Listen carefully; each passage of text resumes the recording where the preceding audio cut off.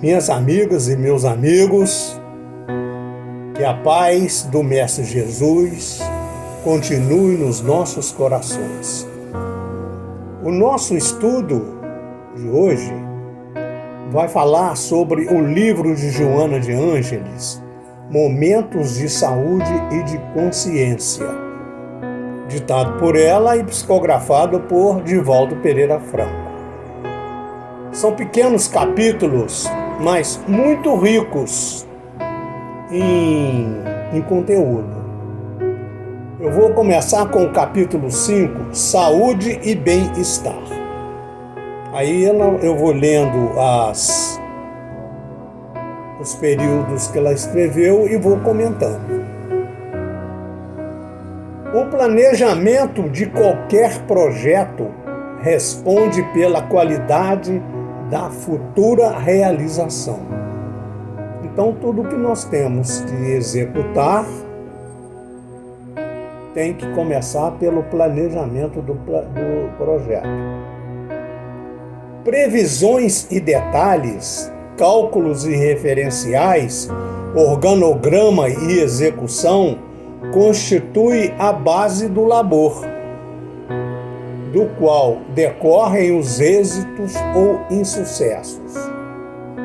Da planificação até a concretização do empreendimento, quaisquer alterações têm que ser estudadas a fim de serem introduzidas sem prejuízo para o conjunto ou excesso de gastos não previstos. Na mesma linha de raciocínio, uma cuidadosa sementeira de cardos com adubação frequente, outra colheita não resultará, senão de espinhos e acúleos. É engraçado, olha que interessante. Cardos é o plural de cardo, o mesmo que alcachofra, nome comum a várias plantas com folhas e hastes espinhosas. Quando se colhe a alcachofra, o solo fica completamente preparado, né? Mas não adianta regar nem adubar com frequência se não plantarmos novas mudas. Então nós temos que limpar o terreno, prepará-lo novamente e plantar novas mudas, aí sim começamos a regar. O que Joana de Ângeles quis dizer com isso? Que a nossa transformação durante a nossa reencarnação, ela é como se fosse plantações e colheitas. Então, quando eu faço a colheita, antes de fazer uma nova plantação, eu tenho que novamente preparar o terreno e plantar as mudas. Plantar as mudas significa, é claro, estudos, trabalho no grupo espírita, né, a nossa transformação, os nossos raciocínios, os nossos comportamentos. Aí sim, com adubação frequente, aí nós vamos ter outra colheita. Prossegue Joana. A criatura humana torna-se o que pensa, o que sustenta mentalmente e desenvolve até a fixação. Essa fixação é um dos pilares do que nós chamamos de reflexo condicionado ou incondicionado. Kardec ficou em dúvida sobre isso, porque na época não se sabia como era que ficava gravado isso. Depois da experiência de Pavlov, é que se descobriu que essa fixação é feita por repetição. Então, quanto mais nós repetirmos determinados atos, mais eles vão ficando automatizados. Por isso que tem plantação, colheita, plantação, colheita, plantação, colheita, para que isso fique automatizado. Lamentavelmente, porém, expressiva maioria de indivíduos somente acalenta ideias negativas, lucubra pessimismo, agasalha mal-estares. Então aqui ela está fazendo uma advertência de que a grande maioria de nós só pensa com coisas negativas, não pensa em coisas positivas. Lucubra, o que é? Fui procurar no dicionário, está escrito assim: trabalho manual ou intelectual prolongado feito de noite à luz artificial. Qualquer estudo laborioso de concepção trabalhosa. Então, a maioria lucubra pessimismo, agasalha mal-estares. Como resultado, volta Joana, né? Como resultado, enfraquece-lhe as resistências morais. Debilitam-se-lhe os valores espirituais e alimenta-se da própria insânia. Há determinadas provações que são inevitáveis por procederem de desmandos de outras existências. Mas aqui Kardec adverte que a grande maioria dos dissabores que nós passamos é devido aos nossos comportamentos nessa encarnação. Nós temos o hábito de jogar tudo para as encarnações passadas, poupando-nos o trabalho de uma autoanálise do que nós estamos fazendo. Volta Joana.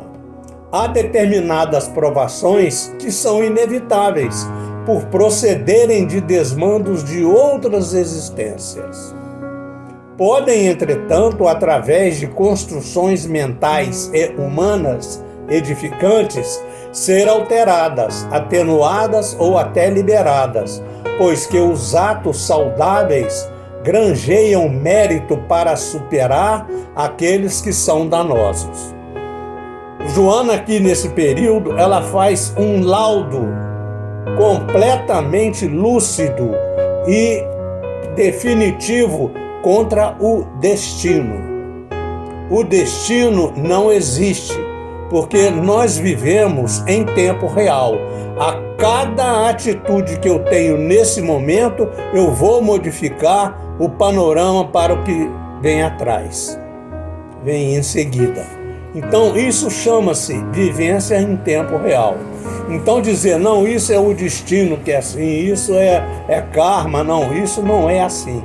Porque mesmo que se nós trouxermos uma matriz dessa de outra encarnação, a nossa atuação nessa encarnação, os nossos atos do dia a dia, podem alterar o destino. Não te atenhas aos atavismos infelizes, revivendo-os, comentando-os, reestruturando-os nos campos mental e verbal. Eles não te abandonarão enquanto não os deixem. Olha que coisa interessante. Então, enquanto eu guardar dentro de mim as mágoas, as raivas, né?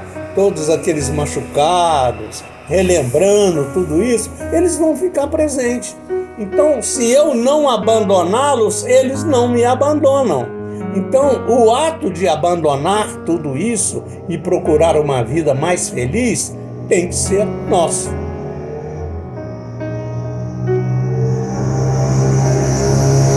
Volta Joana. Afirma a sabedoria popular com propriedade: pedra que não rola não cria limo, sugerindo alteração de rota, movimento, realização. Significa que se nós ficarmos inertes, sem ação, nós continuaremos sempre do mesmo jeito. Esforça-te por desconsiderar as ocorrências desagradáveis, perturbadoras. Planeja o teu presente, estabelece metas para o futuro e põe-te a trabalhar sem desfalecimento, sem autocomiseração nem amargura. Nada de lamentações inúteis, né? Nós temos que ser otimistas. Podes e deves alterar para melhor o clima que respiras, o ambiente no qual te encontras. Não basta pedires a Deus ajuda, porém deves fazer a tua parte, sem o que pouco ou nada conseguirás. Saúde ou doença, bem ou mal-estar, dependem de ti. Então, tudo está na nossa mão. Depende do nosso comportamento, dos nossos pensamentos, de onde nós fixamos os nossos pensamentos e os nossos desejos. Já dizia Jesus no Evangelho: aonde está o seu pensamento, aí está o seu tesouro. Narra-se uma historinha agora. Narra-se que um sábio caminhava com os discípulos por uma via tortuosa, quando encontraram um homem piedoso que, ajoelhado, rogava a Deus o auxiliasse a tirar do atoleiro o carro em que seguia. Todos olharam o devoto, sensibilizaram-se e prosseguiram. À frente, alguns quilômetros vencidos, havia um outro homem que tinha igualmente o carro atolado num lamaçal. Este, porém, esbravejava, reclamando, mas tentava com todo o empenho liberar o veículo. Comovido, o sábio propôs aos discípulos ajudá-lo. Reunidas todas as forças, logo o transporte foi retirado e, após agradecimentos, o viajante prosseguiu feliz. Os aprendizes, surpresos, indagaram ao mestre. O primeiro homem orava, era piedoso e não o ajudamos. Este que era rebelde e até vociferava, recebeu o nosso apoio. Por quê? Sem perturbar-se, o nobre professor elucidou. O que orava, aguardava que Deus viesse fazer a tarefa que a ele competia. O outro, embora desesperado por ignorância, empenhava-se merecendo auxílio. Será, pois, ideal que, sem reclamar e pensando corretamente, te disponhas a retirar do pou, quer dizer, do pântano, o carro da tua existência, a fim de seguires feliz adiante com saúde e bem-estar. Joana mostra com essa historinha que toda vez que nós tivermos com alguma dificuldade, que aliás ela mesma em outros livros diz que nós não temos dificuldades, nós temos desafios. Olha só que interessante. Então, quando nós estivermos perante um desafio muito grande, não adianta só orar e pedir a Deus que nos ajude. Nós temos que nos movimentar no sentido de tirar o carro do atoleiro, que aí a ajuda virá. Se nós cruzarmos os braços e ficarmos inertes, o carro continuará atonado. Então, as nossas atitudes, e aí não são só atitudes físicas, são também atitudes mentais, atitudes de trabalho mental. Então, nós temos que mudar os nossos pensamentos, gerar novas ideias, trabalhar intelectualmente, orar com objetivo, também são trabalhos, são esforços, no sentido de mudarmos a nossa psicosfera. Porque cada pensamento que nós temos, cada momento que nós oramos, o que acontece? Nós geramos uma força magnética que fica no nosso ambiente, em volta de nós e no nosso ambiente. Então, cada vez que eu gerar um bom pensamento, um pensamento de otimismo, um pensamento de trabalho, um pensamento de esforço, o ambiente vai ficando saturado dessas intenções. E aí as coisas se tornam mais fáceis. Se nós desanimarmos e ficarmos reclamando, aí o ambiente se satura de coisas negativas e o carro não sai. Aí, para encerrar esse capítulo, Joana diz assim: o auxílio divino invade-me durante os dias da minha vida e encoraja-me. Empenho-me em abandonar a acomodação e o desânimo, revigorando-me na prece e trabalhando pela conquista dos recursos superiores. As sombras que me envolvem permanecem, porque as sustento com o pensamento. Serei o sol do esforço pessoal e, banhado pela divina luz, me restaurarei, sendo feliz. Então, a construção da nossa felicidade está realmente em nossas mãos, no nosso comportamento, nos nossos pensamentos, nas nossas atitudes, que vão modificando a psicosfera em volta de nós. O capítulo seguinte fala amor acima de tudo. Joana diz: Jesus recomendou que o amor deve ser a pedra angular de todas as construções. Considerou-o como o mandamento maior e sintetizou toda a lei e os profetas no amor a Deus acima de todas as coisas e ao próximo como a si mesmo. Isso foram palavras de Jesus no Evangelho. Uma vez nós estávamos estudando num grupo e nós ficamos deparados assim. Eu fiz uma proposta para algumas pessoas. Todo mundo fala de amor porque você tem que amar, porque tem que ter amor. Tá? Então tá, define amor. E aí nós ficamos assim meio desarrumados, porque cada um deu uma definição.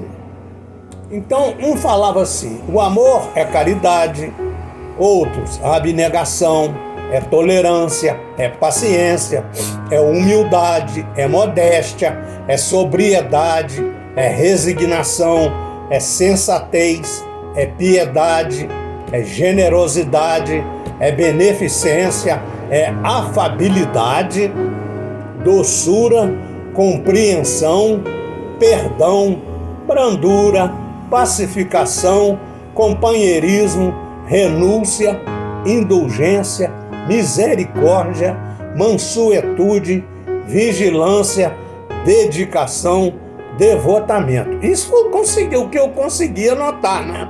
Porque tinha muitas outras características. Então, nós ficamos assim, deduzindo de que o amor não é uma coisa só. O amor é um conjunto. E esse conjunto tem que ser homogêneo. Todos os elementos no mesmo grau. Significa o quê? Que quando Jesus falou que nós temos que ter amor acima de tudo, ele disse que todas essas características têm que estar desenvolvidas no mesmo grau de perfeição. Ora, o espírito que tem todas essas características desenvolvidas num grau superior ou quase perfeito, só Jesus. Por isso que no livro dos Espíritos diz que Jesus é o nosso guia e modelo. É talvez a menor resposta do livro dos Espíritos, porque Kardec pergunta: qual é o nosso modelo e guia? Aí os Espíritos respondem: Jesus. Então Jesus tem todos esses elementos no mais alto grau. Nós não temos ainda. Às vezes nós temos alguns deles mais desenvolvidos do que os outros. Então, o que nós temos que fazer numa reencarnação? Escolher alguns, não muitos, porque senão não vai conseguir, e tentar desenvolvê-lo até o grau que puder. Eu, por exemplo, depois que comecei a estudar o Espiritismo, eu adotei assim: vou exercitar a paciência e a tolerância, que são talvez as minhas maiores dificuldades. Então, eu tenho me policiado muito sobre isso, né? Falar de tolerância, de paciência, me comportar com paciência, me comportar com tolerância, né? Aí depois vem os outros, né? Humildade, modéstia, sobriedade, generosidade, beneficência, afabilidade, doçura. Essa também eu preciso muito. Compreensão, perdão, brandura, e vai por aí afora. Então, nós temos que transformar esse conjunto num conjunto homogêneo. Todos os elementos têm que estar no mesmo grau. Quando nós atingimos esse grau de semi-perfeição ou de perfeição em todos esses elementos, aí nós seremos um espírito puro. Agora, é uma longa jornada. Aí Joana continua. Nessa diretriz de aspecto tríplice estão presentes todas as realizações humanas, suas ambições e metas. O amor a Deus significa o respeito e a ação preservadora da vida em todas as suas expressões, tornando-se o ser parte integrante dele, consciente do conjunto cósmico. A responsabilidade perante a natureza, não a agredindo nem a vilipendiando, antes contribuindo para o seu desenvolvimento e harmonia, expressa o amor que contribui para a obra divina, homenageando-lhe o autor. O autor é Deus, né? Então, quando Joana diz isso aí, que nós precisamos desenvolver todas essas qualidades, ela está falando num processo de reencarnação, num processo reencarnatório, que é através das reencarnações que nós vamos aprimorando isso. Ela não fala da preservação da natureza física. Aqui ela está se referindo à preservação da nossa natureza espiritual, porque a nossa natureza espiritual é semelhante a Jesus, semelhante a Deus. Volta, Joana. A responsabilidade perante a natureza, não a agredindo nem a vilipendiando, antes contribuindo para o seu desenvolvimento e harmonia, expressa o amor que contribui para a obra divina, homenageando-lhe o autor. O amor ao próximo é consequência daquele que se dedica ao genitor, demonstrando a fraternidade que a todos deve unir, por lhes serem filhos diletos que marcham de retorno ao seu seio. Sem esse sentimento para com seu irmão, eis que se desnorteia na solidão e enfraquece-se, descoroçoando-se nas atividades iluminativas. O amor a si mesmo, sem a paixão ególatra, eleva-o à culminância da plenitude, auxiliando-o no desenvolvimento dos ignorados tesouros que lhe jazem adormecidos. Está tudo adormecido dentro de nós. Nós é que temos que despertar. Assistindo a uma palestra do Richard Simonetti, ele falando sobre amor, ele conceituou amor e paixão. Ele disse que o amor é serenidade, é calma, é tempo calmo, né? Aragem tranquila, serena. E que a paixão, ao contrário, é tempestade, é chuvarada, é raio, é trovão. E ele disse uma coisa muito interessante, que se nós atentarmos para as palavras de Jesus, amar ao próximo como a si mesmo, ele ressaltou. Será que nós nos amamos? Olha, é uma pergunta muito que mexe com o interior. Aí ele disse que nós ainda não nos amamos. Por enquanto, nós somos apaixonados por nós mesmos. Por quê? Porque a nossa relação conosco, espírito, e com o nosso corpo físico é uma relação ainda muito tumultuosa, porque nós agredimos o corpo físico e nos agredimos como espíritos o tempo todo. Por exemplo, em relação ao corpo físico, nós ainda bebemos, nós ainda fumamos, nós temos uma alimentação desregrada, nós temos um sono tumultuado.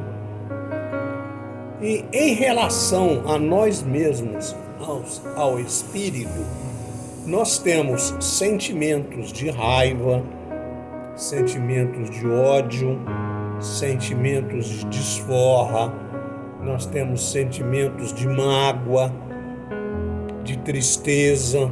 Então, todos esses sentimentos mostram que a nossa relação conosco mesmo não é uma relação de amor, é uma relação de paixão. Então, a primeira coisa que nós temos que fazer é começar a corrigir essas relações.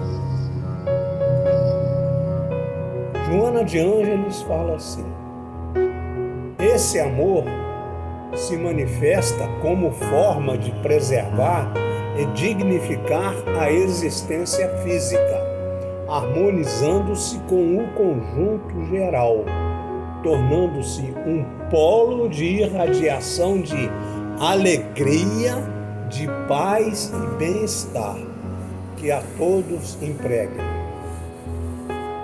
Observa se te encontras na condição de cumpridor da recomendação do Mestre. Nesta síntese perfeita, defrontas todas as necessidades para a tua atual existência e a solução para todos os seus problemas. Avalia com serenidade a tua conduta em relação a Deus, ao próximo e a ti mesmo.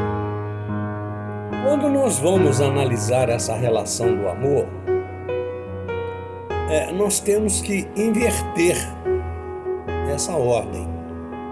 Porque como essa alteração vai partir de dentro de nós, nós temos que primeiro modificar a nossa relação de amor conosco.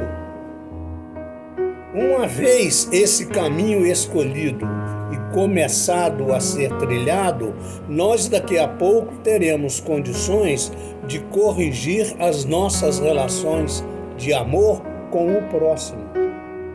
E depois que essas relações, nesse processo, tiver disparado, nós vamos organizar a nossa relação com Deus. Então, primeiro conosco, depois com o próximo, depois com Deus. Joana de Ângeles fala assim: caso te encontres em falta com algum dos postulados da tríade superior, propõe-te em corrigir a deficiência, em alterar a conduta para a planificação. Certamente descobrirás a necessidade de amar o Pai Celeste e ao próximo conforme as tuas possibilidades. No entanto, tens restrições ou paixões com referências a ti mesmo. Ou seja, primeiro os meus conflitos internos. Uma vez resolvida essas relações de amor internas, aí eu estarei apto a reformular a minha relação de amor com o próximo e depois com Deus. Em uns períodos, detesta-te, enquanto que noutros os justificas-te, confessando-te vítima dos outros. Necessário que te ames com retidão. Dedica-te à meditação salutar em torno das suas deficiências, para corrigi-las, e dos teus valores, para ampliá-los. Usa de severidade sem crueza e de amor sem pieguismo, para te colocares em rota de equilíbrio, de crescimento. Amar-se é maneira de aprimorar-se em espírito, em emoção e em corpo. Sem nenhum desprezo por qualquer comportamento do conjunto harmônico que és, ama-te, lutando com tenacidade para te superares cada dia mais, estabelecendo novas diretrizes e alvos promissores que lograrás, sendo generoso, ativo e perseverante no bem, em relação a ti mesmo. Joana destaca no final: o amor divino inunda-me de paz. A sua presença conduz-me ao próximo, que passo a amar. Descubro-me em falta para com Deus e para com o meu irmão. Por fim, amo-me e renovo-me, pleno, regozijando-me no amor, que é a meta essencial da vida. Então, o caminho é ao contrário. Primeiro, internamente, eu comigo mesmo, depois com o próximo e depois com Deus. Se nós tentarmos inverter essa ordem, nós vamos desvirtuar o caminho. Não vamos conseguir achar o caminho certo. Assim, meus amigos, eu me despeço de vocês por hoje, agradecendo a Jesus pela oportunidade de estarmos juntos. E no próximo live nós vamos continuar falando sobre os capítulos deste livro de Joana de Ângeles. Muito obrigado, que a paz do Mestre Jesus e o amor de Deus continue nos abençoando. Muito obrigado.